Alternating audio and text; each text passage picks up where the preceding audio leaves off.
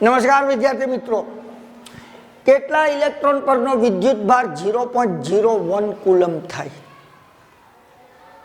સરસ પ્રશ્ન છે. તો તમને ખબર હોવી જોઈએ કે એક કુલમ, પહેલા તો ખબર હોવી જોઈએ, એક કુલમ વિદ્યુત ભાર એટલે એમાં ઇલેક્ટ્રોનની સંખ્યા હોય 6.25 ગુણ્યા 10⁸ ઇલેક્ટ્રોન.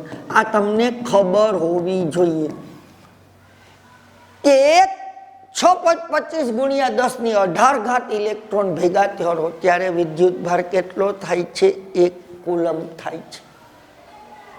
તો હવે ત્રિરાશિ મૂકશું આપણે કે 1 કુલમ તો ઇલેક્ટ્રોનની સંખ્યા 6.25 ગુણ્યા 10⁸. તો આપણી પાસે કેટલા છે?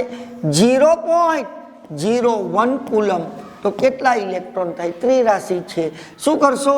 0.01 ગુણ્યા 6.25 ગુણ્યા 10⁸. પોઈન્ટ કાઢી નાખો.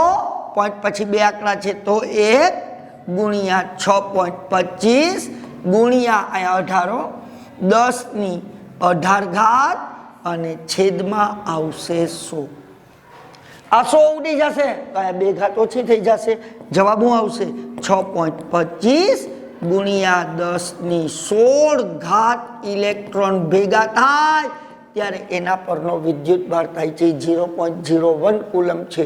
તો આપણે જોઈએ આપણો કયો જવાબ? તો કે આપણો વિકલ્પ એ છે. એમાં જુઓ લખેલું છે 6.25 ગુણ્યા 10⁻16 ઇલેક્ટ્રોન. આભાર.